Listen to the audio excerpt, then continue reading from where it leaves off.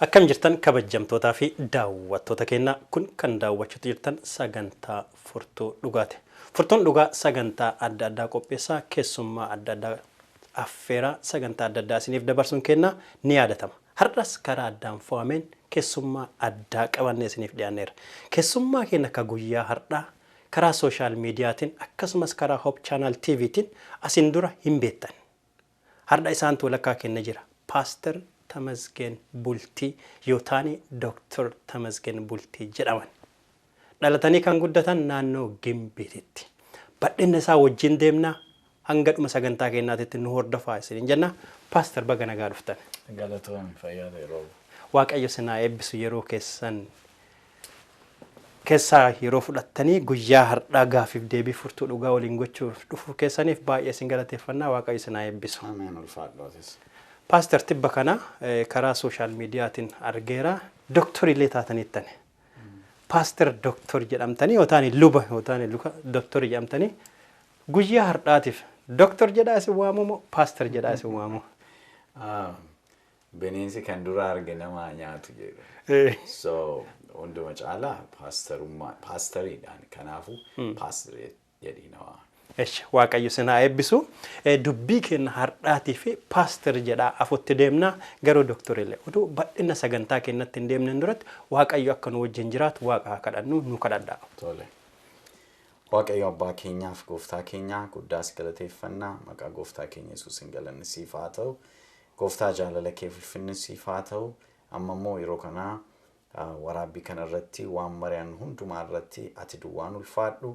Namoonni kana dhaggeeffatanis si waaqa keenya sanu gargaari qofaaf ulfina akka kennaniif nu gargaari nu barsiisi nutti dubbadhu maqaa gooftaa Yesuusiif jettee ameen. Ameen. Egaa kabajamtoota keenyaa akkuma isiniin jedhee Pastor Tamasgeen doktorillee ta'aniiran. Kan itti dhalatan naannoo Gimbii baadiyyaatti dhalatan. Doktorummaa ofii Ameerikaatti fudhatan. Pastor Afrikaa teettaniiti Ameerika doktoreetii fudhachuun hin ulfaatu. Lammaffaa baadiyyaa Gimbiitii haga doktoreetii mee waan xiqqoo nu tabsiisa akkamiin milkooftan?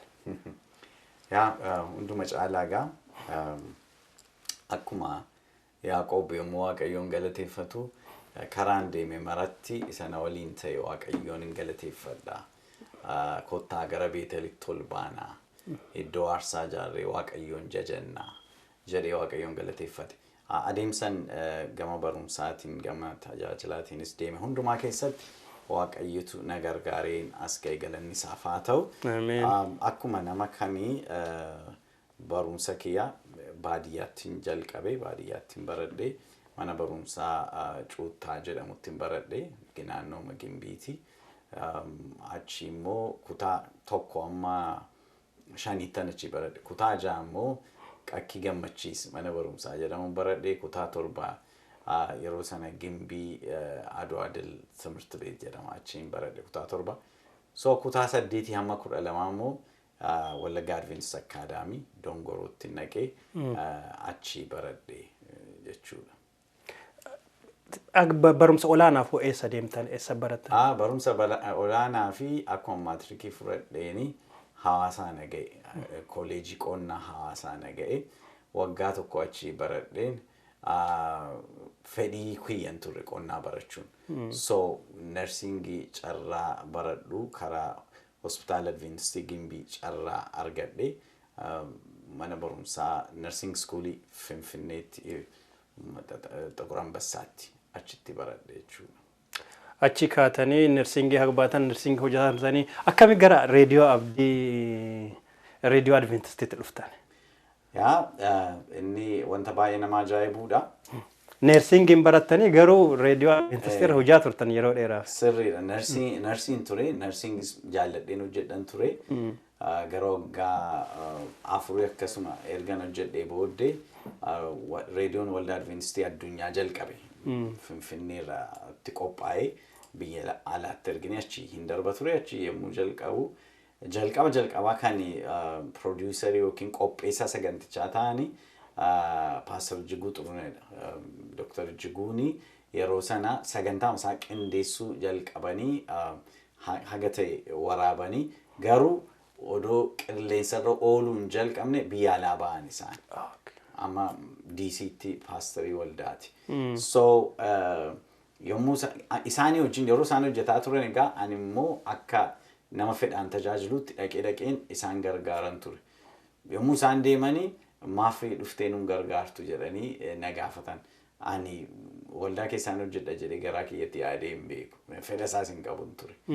Garuu ijoollummaa keenyaa qabnee Waaqayyoon nan jaalladha.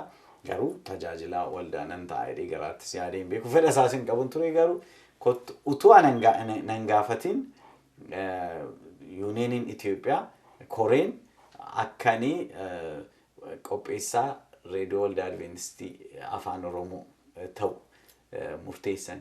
So yeroo sana barsiisaa keenya turan kanaan dura yeroo sana gaafatamaan dhimma miidiyaa sana obbo Biqilaa Margaati naa bilbilanii dafii kottu koreen Yuuniyeenii murteesseera akkati produuserii taatu. Oduu isinuun bu'aan mari'achiisne jechuudha. Mari'achiifne. Eeyyuutu na gaafate fedha kiyya gaafataniittu akkamittiin akkasii qaaqa dhiisiiti dubbii dhiisiiti kottu callisii madda. Waamicha dhufe jechuudha. Yeah, so I said maalin jedhe look Waaqayyoon hin kadhadha nan dhufuu kiyya isinitti muu kiyyaan dura barsiisaa kooti baay'een kabaja duraan Waaqayyoon kadhadhan jedhe. So Waaqayyoon hin kadhadhe nan yaadadha yeroo sanaa Macaafa Qulqulluun seeruma uumamaa jalqabeen guyyaatti boqonnaa tokkoon dubbisan ture. Otuman dubbisuu gaafa sana kan si ajaa'ibu seera ba'uu boqonnaa 3 dubbisan ture. So Museen Waaqayyo wajjin wal falma. Waaqayyo dhaqi ittiin jedha Museen immoo hin naquudha. Nama biraa barbaade ergeedha. Waaqayyo dhaqi si wajjin hin ta'a ittiin jedha. Afaan kiyyallee dubbachuu hin danda'u dhaquu hin danda'u.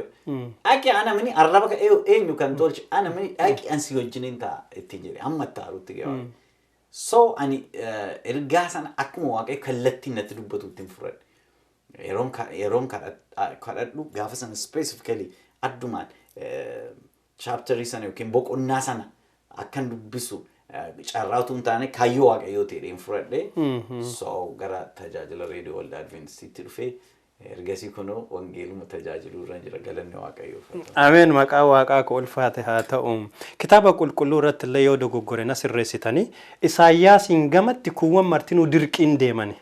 Isaayyaas qofatu Waaqayyo eenyuun ergadha jennaani na ergii jedhee kaka'e. Yaa akkasuma isinis dirqimaan gara wangeelatti dhuftan jechuudha. Yaa interestii konturre dura kaayyoon utuun jiramni yeroo kaayama ijoollee taatee jirtu akkasin ta'uu barbaada waan jiru ani paastorii ta'uun liistii kiyya sana keessan ture. Sana booddee garuu Waaqayyo gara wangeelaatti yommuu na waamee argu garuu yeroo baay'een dubbadha kana asitti waan ta'e odoon taane bakka biraatti illee iddoo baay'eetti dubbadha. Yoo nama lammata dhalachuun utuu jiraate illee lammata waan dhaladha illee paastorii hin ta'an jedhe. Mi'eeffattanii argite. Baay'ee Waaqayyo gaarii ta'uu isaan arge. Ameen. An wantummaan an sodaadhu keessaa paastorii ta'uu garuu. Paastorii ta'uu baay'ee ma sodaadha. Kanaaf paastorii baay'ee kabaja. Warroota lubummaa fudhatanii luba ta'anii hoolota Waaqaa eeganii kabajaa guddatu isaanii mala maaf ba'aa baay'ee baadhattanii deemtanii. Kanaaf Waaqayyo isin haa eebbisu baga kanatti dhufte ammas gara barumsa keessaniitti deebi'a paaster. Barattanii amma gara waamicha reediyootti dhuftanii haala kanaan itti dhuftanii garuu hennaa amma barumsa kana barumsa olaanaa gara doktoreetii kanannaa dhuftan Afrikaa teettanii barattanii hin ulfaatu. Hojii keessaniin baay'ee biizii jirtanii maatii qabdanii kanneen chaalenjoota attamiin keessa darbitan. Hin ulfaata baay'ee. Salphaa miti baay'ee ulfaata. Garuu barumsan jaalladha. Dhalootuma kiyyaa barumsan jaalladha. Kanaafuu Waaqayyoon nan kadhadhan ture Waaqayyo na gargaari. Yommuu barumsa maastersii baradheeni akkuma isa xumureeni still kompiitara koorra jira kadhannaan jalqabe. Okay, waggaa 2 gidduutti barumsa doktoreetii koo barachuu jalqabuun qaba. So Waaqayyoon kadhachuutti ka'e waan sana of afookaa yookiin of dura kaa'e na gargaare Waaqayyo jedhee. Then wantootani dubbisuu qabu wantootani qorachuu qabu tarii fuulduratti illee researchii kan hin godhu jedheen itti qophaa'utti ka'e. Otumaan waggaa tokkoof akkas otuu ta'ee jiru barumsan kanaan dura baradhe warri na barsiisaa turani kunoo doctoral studies kan jedhamu jalqabuuf jenna ati apply godhinaan jedhan. Waaw guddisaa galatoomaa jedheen apply godhee waaqni karra naa bane baruu jalqabe garuu salphaadha yoo jette salphaa miti. Baay'ee yeroo kee fudhataa baay'ee qarshii si baasisaa maatii kee irraa yeroo kee kuttee gootaa wanta baay'ee gatii si kaffalchiisa. Waaqayyo garuu gaariidha nama gargaara. Ameen ameen. Yoo kutatanii ka'an waaqayyo nama gargaaraa jechuudha. Haala ittiin dhuftan ilaalleerra. Haala ittiin gara wangeelaatti dhuftan ilaalleerra. Mee akkamitti luba taatan luba ta'uuf attamitti murteeffatan? Kabira ammoo lubummaan durattu attamitti gara amantii dhuftan?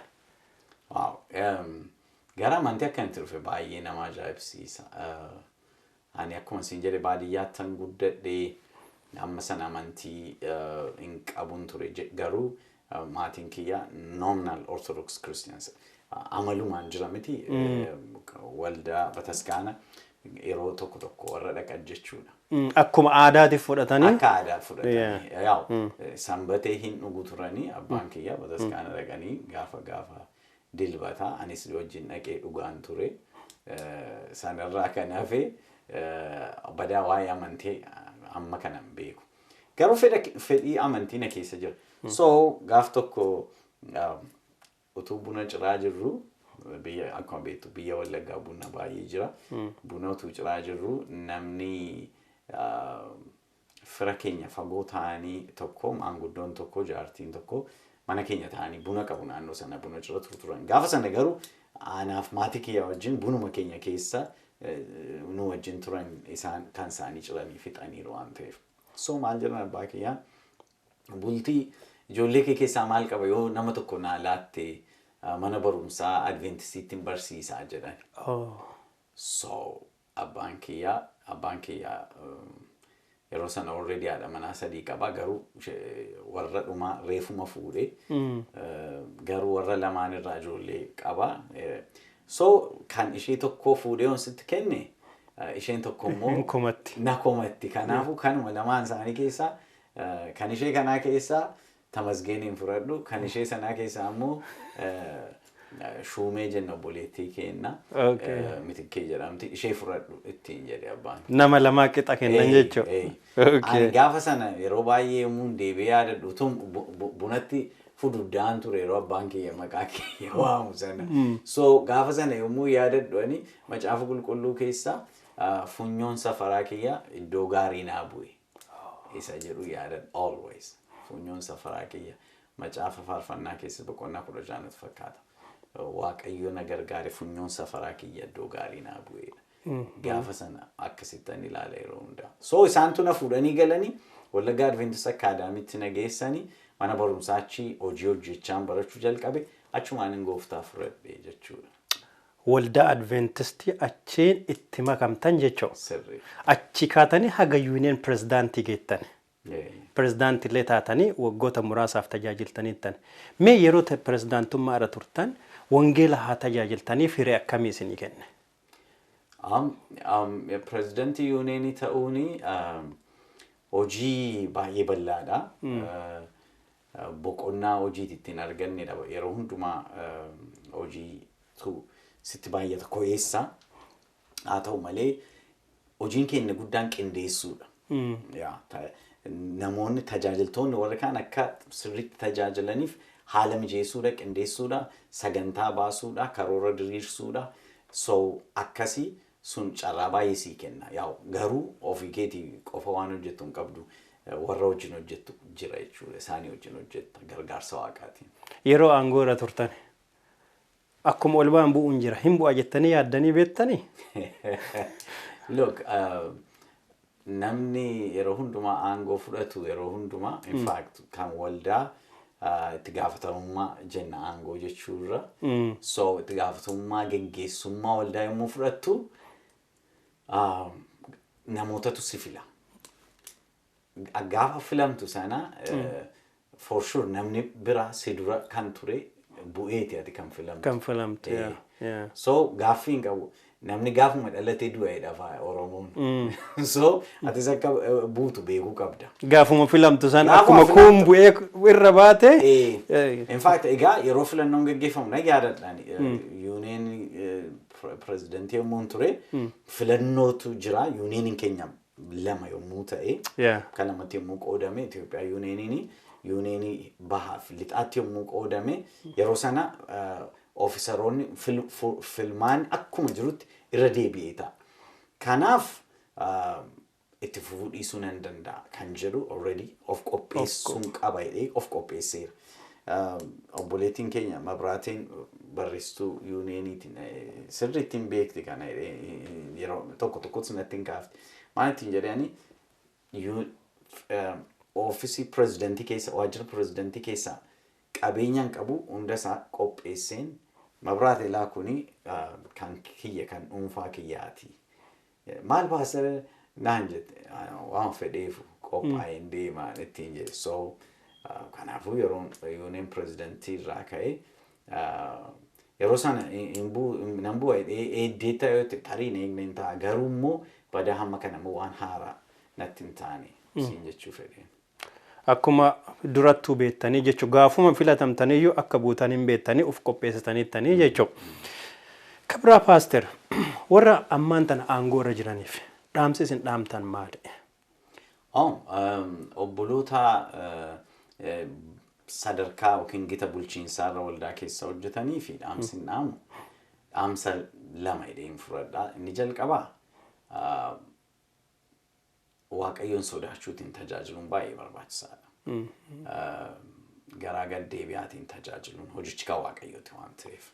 So jabaatanii hojiin isaa ulfaataadha baay'ee ulfaataadha. Waaqayyoo isaanii wajjin akka jiru beekanii garuu sodaa Waaqayyootiin tajaajilu. Yeroo itti gaafatamummaa guddaa irra jirtu waan itti gootu inni xiqqoon faayidaa guddaas fiduu danda'a badii guddaas fiduu danda'a. Kanaaf of eeggannaadhaan Waaqayyoon sodaachuutiin akka godhaniifan aarsaa isaanii gorsa isaaniif dhaamsa isaaniif dhaama. Kan biraa isaanis guyyaa tokko hojii sanarraa hojii kan biraa hojjechuu akka danda'an akka achirraa ka'uu danda'an beekanitti qophaa'anii jiraachuun isaanii gaariidha jedha. Wanti isaan adda hojjetan boru isaan faana deemaa jechuudha. Sirriidha. Waaqayyo sinaa eebbisu. Kan biraa immoo luba taataniittanii gadi baadiyyaa gimbii keessaa haga Ameerikaa deemtanii biyya hedduu keessa akka deemtanii tajaajilaa turtan abdii qaba. Yeroo dubbattanillee dhagayeeraa biyya Arabaallee deemtaniittanii Itoophiyaa keessa biyyoota baay'ee deemtaniittanii iddoo hedduu deemtanii tajaajiltaniittan haga luba taatan jechuudha. Achiin durallee deemtaniittan ta'uu danda'a. Lubummaan waamicha moo profeshinii? Yaa kun gaaffii gaariidha baay'ee. Lubummaan waamicha. Profeshiniin waan ati ofii keetii itti qophooftee of leenjiftee itti of qopheessituudha. Akkuma fakkeenyaaf namni muka hojjetu, namni sibiila hojjetu, namni mana ijaaru kan akkas godhu. Garuu lubummaan really yoo Waaqayyo si waame malee keessa galuu yoo hin qabdu jedhee yaada. Namni akkasumatti galu jiraachuu danda'a. Namoonni tokko fakkeenyaaf warri mana ijaaran yookiin warri karaa tolchanii kun waamichuma kootiidhanii warri tajaajilan jiru. Ogummaa irrayyuu darbanii kun waamichuma kooti. Saba kiyyan tajaajilaa, naannoo kiyyan tajaajilaa jedhanii warri godhan. Bifa kanaan tarii namoonni tajaajila paastarummaa tajaajila jedhanii akkuma profeshiniitti ilaalanii galan jiraachuu danda'u. Garuu dibanni Waaqayyo sirra hin jiru taanaan Waaqayyotti si waamne taanaan waan biraa hojjechuu keessii wayya. So ani jala muree waan jechuu barbaadu tajaajilli waamicha. Sababiin isaa Ibroota boqonnaa 5:4 irratti namni Waaqayyo utuu isa waamin of muuduu hin danda'u jedha. Of muuduus hin qabu. Phaawulos immoo Galaatiyaa keessatti boqonnaa 1:15 irratti maal jedha? Utuun gara haadha kiyya keessa jiru Waaqayyo na waame. Waa'ee wangeela ilma isaa Yesuus Kiristoosiin akka namoota hundumaatti labsuuf na waame jedha. Kanaafuu waamicha carraa guddaadha. Carraa baay'ee si ajaa'ibsiisuudha. Yeroo baay'ee akkati fuula Waaqayyoo duratti gad of qabdu kan si godhuudha. Eewwani akkanii isa tajaajiluuf waaqayyo kan na arge, kan na waame, kan carraa kana naaf kenne jettee kan si ajaa'ibuudha. Sababiin isaa hiriira luboota darbanii hiriira raajota darbanii hiriira irtaatis carraan si ga'e waaqayyo carraa addaa sii kenne jechuudha. Kanaafuu gaaffiin qabu waamicha tajaajilli wangeelaa. Waaqayyo sinaa eebbisu waamicha jennee eega fudhannee namni tokko luba ta'uu fedha yoo jedhee dhufe. Waldaan hin muuddimoo waamicha ta'uu waan ittiin ilaaltuun qabdi. Normally kan ta'uu qabu akka macaafaatti kan ta'uu qabu namni ofiin of muuduu hin qabu dhugaa soofii ta'e. Namni tajaajiluu qaba calliseedhu. Yommuu tajaajilu waldaan tajaajila nama sanaaf beekamtii laatti. Okay?